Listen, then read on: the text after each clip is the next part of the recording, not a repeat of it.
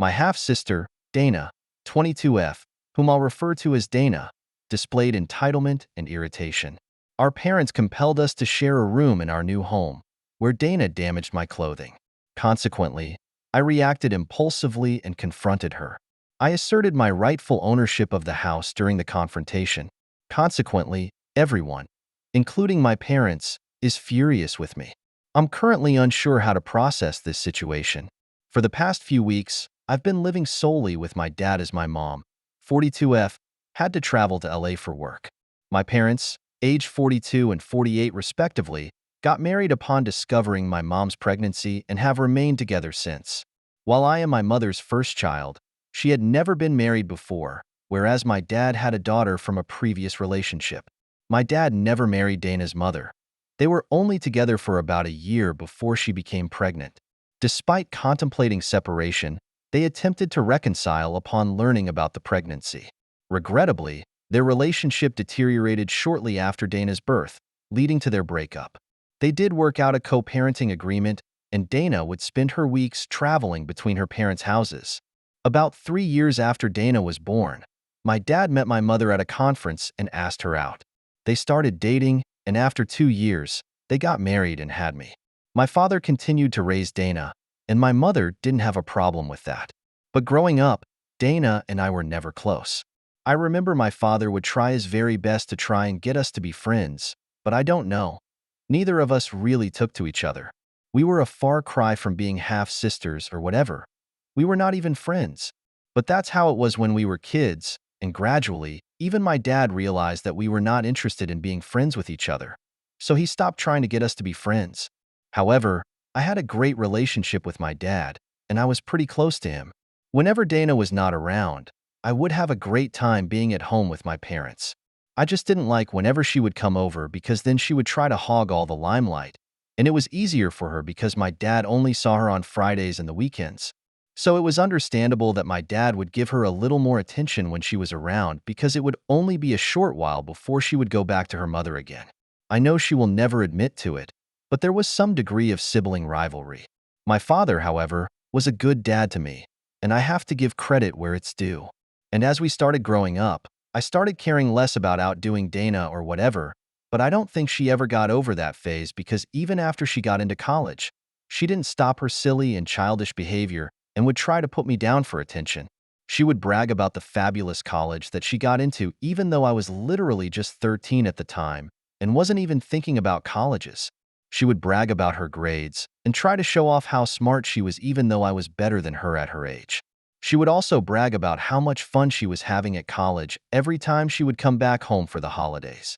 I thought it was really weird and unnecessary, and would sometimes make fun of her right to her face, which would really annoy her, and we would end up getting into subtle passive-aggressive catfights. That all came to an end a couple of years ago, though, after her mom passed away. I think it was a week before she graduated when we got the news that Dana's mother had passed away from a sudden heart attack. It was a really sad event because she was not even 50 at the time, and she was just really young. Unfortunately, she had a really stressful lifestyle, and the doctor said that she had been told repeatedly that she needed to get regular checkups, but she did nothing to change things. It was a huge shock for the family because nobody even knew that she had been suffering for so long. Apparently, she had been having heart problems for a long time, but she hadn't told anybody about it. This shook Dana up, and after the funeral, something changed, and it was not for the better at all. It's really unfortunate, but due to the shock of the event, Dana started binge eating and developed a disorder. At first, it was barely even noticeable, but over time, we started noticing the signs. She had been living with us at the time, and it was me who told my father that I was concerned about her, and it wasn't even in a mocking way. I was genuinely worried because she was out of control. So, my father and I did a lot of research, and we decided that it was time for my dad to talk to her about therapy and do something about this because things had to change. She was not happy about it in the least, and Dana blamed me, saying that this was just a ploy for me to get attention, and apparently I only wanted to label her as crazy. I honestly wish that was the case because then at least she would be safe from an eating disorder. But unfortunately, that was not the truth, and I really wanted to help her. After a lot of discussion, rebellion, and bargaining, Dana finally agreed to get help because she had ballooned up to an enormous size, and it was absolutely not healthy. So, she finally went, and it took several months, but we started seeing improvement in her condition. She had already graduated by then and had been sitting at home because she was depressed, and understandably so. But after almost a year of her mother's passing, Dana decided that she was going to start looking for a job, and she found one within a couple of weeks. Despite my personal differences with her, she was actually a pretty good student and had great grades. She got hired pretty quickly, and within a few months, she was out of here. That was literally just half a year ago, and I expected her to stay in her own apartment after that, but for some reason, she decided that she didn't want to live on her own anymore and wanted to move back. I have no idea why she thought that it was a good idea, especially when she could afford to live on her own. But she's unpredictable, and my dad had started coddling her ever since her mother passed away. So, he said yes without thinking twice. Unfortunately, my parents and I had also moved out of our old house a couple of weeks ago and moved into a new house that we had bought because we didn't want to pay anymore and wanted something of our own. We hadn't even fully finished unpacking yet, but my mother got a huge work opportunity in LA, and she had to go. She left within the first week, and my dad and I did all the unpacking. Our new house has 4 bedrooms. One was supposed to be mine, one was supposed to be for my parents, and the other 2 were meant to be for guests. One of the guest rooms was obviously intended for Dana, and the other one was for other people. It's a pretty spacious house, but the problem is that we have been using one of the guest rooms as a makeshift storeroom right now, so it's uninhabitable. And the other room that's empty doesn't even have a bed yet. Our previous house was already pre-furnished before we moved in, so we didn't have to buy a lot of things. This one, however, doesn't come with its own furniture, and my parents have already spent a lot of money.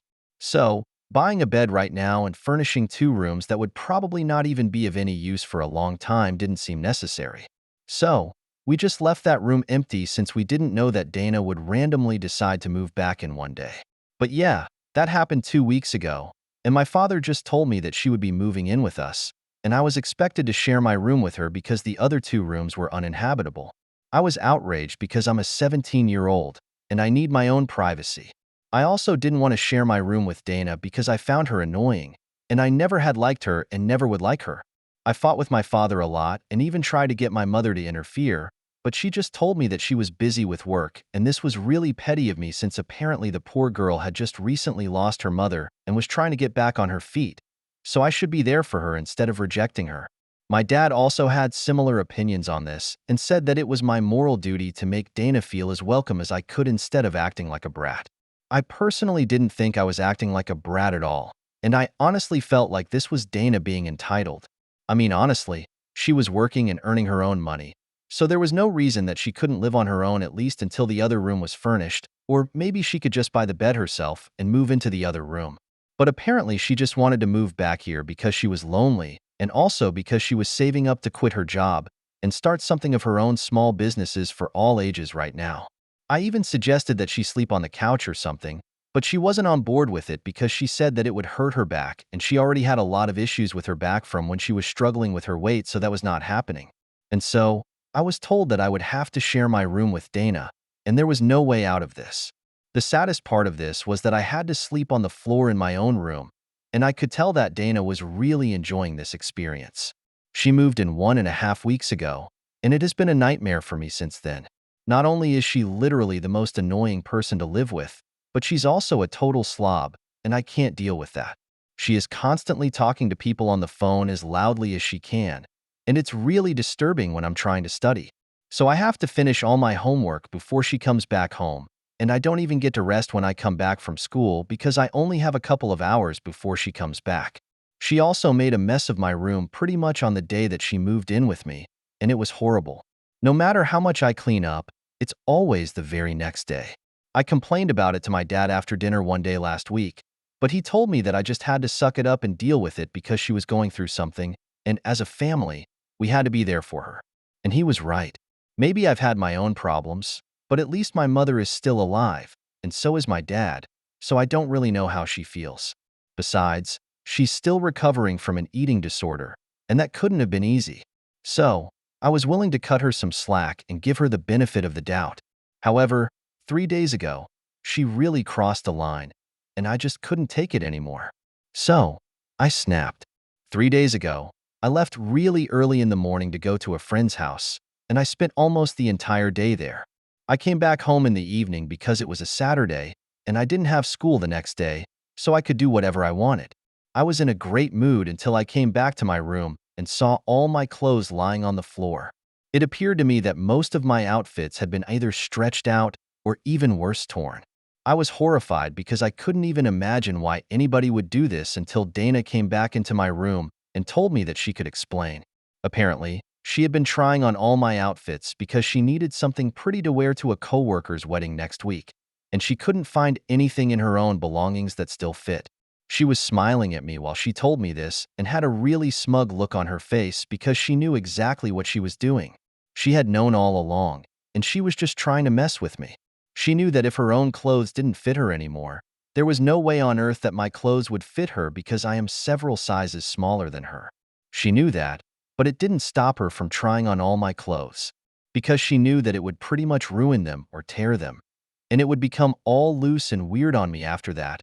She had done this on purpose, and she wanted me to know, which is why she had laid it all out on the floor for me to see when I came back home. It was pretty diabolical, and for the first couple of minutes, I didn't even have anything to say to her because I was just that horrified. She continued to smile at me while I just stared down at the mess he had created.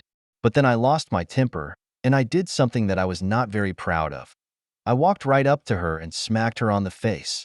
I had been stretched pretty thin already, and everybody had been testing my patience with her by forcing me to live with her and sleep on the floor of my own room, just because her mother had passed away, and she was using that to her advantage shamelessly. After I smacked her, there was no looking back because she had a significant advantage over me since she was quite bigger, and soon enough we were in a full-blown brawl. I got a few good scratches in, and she took out my hair, but I was glad that I got to hit her, and even though I'm not very proud of it, she deserved it. My dad had heard us fighting, and it took him a while, but he was able to break us up eventually. I thought that he would at least ask us what happened, but he didn't even wait and just started yelling at me about my behavior. He didn't even bother to wait for an explanation and just assumed that this was my fault. He told me that I had been behaving like a spoiled brat ever since Dana moved in with us, and he needed me to cut it out because otherwise he would have to kick me out and send me to live with my grandparents. He thought that I was being entitled, and apparently I was being heartless and petty by putting Dana through so much and tormenting her all the time. He was saying all the right things, but to the wrong person. I was so disappointed and hurt that I didn't even say anything to him, and just let him yell at me while Dana enjoyed the show. It was extremely disappointing for me because I had always firmly believed that my father loved the two of us equally and would never pick sides. But as of now, Dana was using her trauma from her mother's passing and the eating disorder to seem like a victim and was shamelessly milking it just to get me in trouble. Let me just remind you guys that this is a 22-year-old woman with a job that we are talking about, and not some 15-year-old with unsolved issues. She knows exactly what she's doing, but I don't know why she's doing it. I was really hurt and upset, and after my dad was done yelling at me, I grabbed my phone and stormed out of the house. Nobody tried to stop me because they knew that I didn't have anywhere else to go. So I would be back in a couple of hours anyway, and they were right. I didn't have anywhere else to go, so I decided to go take a walk in the park. I was fuming, and even walking wasn't helping me cool down. So in the heat of the moment, I opened social media and decided to make a post about my dad and Dana. As soon as I started typing, the words started flowing out because I was really very upset about all of this, and I didn't have to think much about what I wanted to say. I told everybody in the post about how my dad had been behaving and how my mother also seemed to be on his side because they believed that Dana was some long-suffering figure and deserved our sympathy. But the truth was that she was only using her mother's demise as a cover-up for her own terrible behavior, and it was disgusting. But it was exactly what she was doing.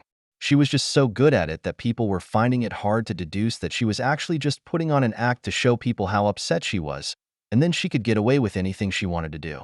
And for some reason, she was using our parents' sympathy for her to make my life a living nightmare. I don't know why she was doing it, but I did know that it was working, and I couldn't take it anymore because it was downright torture for me. Now, after typing it all out, I posted it and then decided to walk it off. I think I must have been walking for about 2 hours, and my phone was switched off, so I had no idea about what was going on behind the scenes. After I was done walking, I started heading back home to face the music. I knew that I was going to get yelled at for the post, but I didn't anticipate that my dad would threaten to kick me out the second that I walked into the house. My dad and Dana started screaming at me about where I had been and demanded an explanation for what I had just posted. I told them as calmly as I that the post was exactly how I felt, and it was long overdue because the two of them had been very difficult to live with, and I couldn't do this anymore. I told my father that I was sick of living with Dana because not only was she a terrible person, but she was also a huge slob, and I hated her from the bottom of my heart. At that point, Dana started crying crocodile tears, probably just to get me in more trouble, and it worked. My father started yelling at me like crazy and said that I owed her a huge apology, and it had to be a public one just like my post had been. He said that he was ashamed of me and that he had expected so much better from me. When I told him that I was not going to apologize to anybody, he told me that I could either apologize or get the heck out of his house. Apparently, he was not going to tolerate this kind of behavior, and I needed to realize that there would be consequences to my actions, and I couldn't just get away with everything that I wanted to do. It was even more infuriating because once again he was saying these things to the wrong person, and Dana was the one who needed to hear it. So in a fit of rage, I told him that the house didn't even belong to him and it was actually Mom's house, so he had no right to kick me out anyway. Now I wasn't supposed to say that because I had found out accidentally. I was going through my mother's belongings in the first few days after we had moved into the house, at first to try and search for something that actually belonged to me. I thought that it must have gotten mixed up and was going through my mom's stuff when I found a deed to our house, and it only had my mom's name on it. I thought that it was pretty suspicious, but I never brought it up with anyone because I didn't think it was my business. As long as I was getting to live in this house, I didn't really care, and I also thought that they must have talked about it and discussed these things, so I had no need to poke my nose where it didn't belong. But it just slipped out while I was fighting with my dad, and he seemed taken aback. He tried to deny it at first and said that I was lying, but I told him to go check out the deed for himself if he didn't believe me. It was under lock and key in his bedroom, and he could have checked it out whenever he wanted to, but he hadn't because he trusted my mother with the paperwork, and it just didn't seem necessary at the time or even later. But when I said that, he rushed to the bedroom immediately, and even Dana was shocked, so she stopped crying. And surely enough, a couple of minutes later, my dad came out of the bedroom, and he was all red in the face because what I had said turned out to be true. He asked me how long I had known, and I told him that I had known about this from pretty much the day that we moved in. After that, he went back into his room and abandoned his fight with me because, of course, this was more important. Even Dana went back into our room, but I didn't feel comfortable going back into that room, so I decided to sleep on the couch. I didn't have any back problems, so I could sleep there pretty easily. It was still better than sleeping on the floor, but I didn't really get the chance to sleep because a couple of hours after I had revealed the big secret to my father, I received a call from my mother, and she put me on blast immediately. She told me that I had no right to spill something like that without first speaking to her about it, and apparently, I had ruined something pretty big.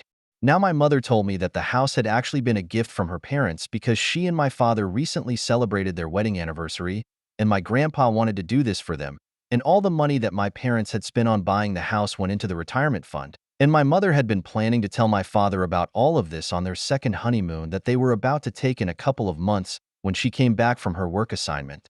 She had been building up to the surprise for months now, and it was going to be huge because she was even planning on paying for their vacation to the Greek islands, all from the money that they had saved from the house. Unfortunately, I had ruined the surprise, and not only that, but I had caused a huge fight between my parents because my dad believed that my mother should have just told him instead of trying to surprise him with this. So now she had to fly back home in the middle of a really busy week and try to fix her marriage because I opened my big mouth just because I was having some petty fight with my half-sister. She also said that she was really disappointed in me, and that was pretty much the last straw for me. It was an already sucky day, and it felt like everybody was against me at that point in time. It's been a couple of days since, and nobody's speaking to me. I even took down the post, but that hasn't changed anything, and I'm still being treated like a pariah in my own home. My dad doesn't even look at me anymore, and I haven't heard from my mother yet, but I know for a fact that she isn't happy about any of this, and I'll get to hear about it when she comes back to talk to my father. Until then, It's just going to be silent in this house, and I'll just have to deal with it because I guess it might be my fault. I've been thinking about everything for a really long time now since I have a lot of time on my hands to overthink everything, and I don't know. I just feel like I could have avoided a lot of this if I dealt with things calm instead of trying to get back at Dana. I don't regret the fact that I attacked her when I saw what she did to my clothes, even though it seems pretty insignificant now, but I do have some regrets about the post that I made because I shouldn't have dirty laundry like that. That was unnecessary, and I guess I screwed up somehow. But also after the way that I had been treated for weeks, anybody in my position would have lost their mind and snapped. I don't even know if I should apologize at this point or not, or even if it will make a difference to the situation, but nevertheless Ida for making a post attacking my dad and half-sister because they were forcing me to share a room with her. Update 1. Hi. Thank you guys so much for all the supportive comments and messages. I am really grateful for all of it, and yeah, that really helped me make sense of things, and I'm doing a lot better mentally right now. I guess the fact that things have been sorted out with my parents also helps. It's been a week since I posted, and a couple of days after my post, my mother returned, and we decided to have a family meeting and finally clear the air between us. Interestingly enough, that was done at a time when Dana was not at home, and even more curiously, it was my father who suggested that we do it when Dana is not at home. So they took a day off of work and waited for her to go to work, and then we decided to talk. It was kind of uncomfortable for me, but I shared my feelings with them, and everything that I said here, I told them. They actually seemed to understand, which I didn't think was possible, but they told me that they could understand where I was coming from.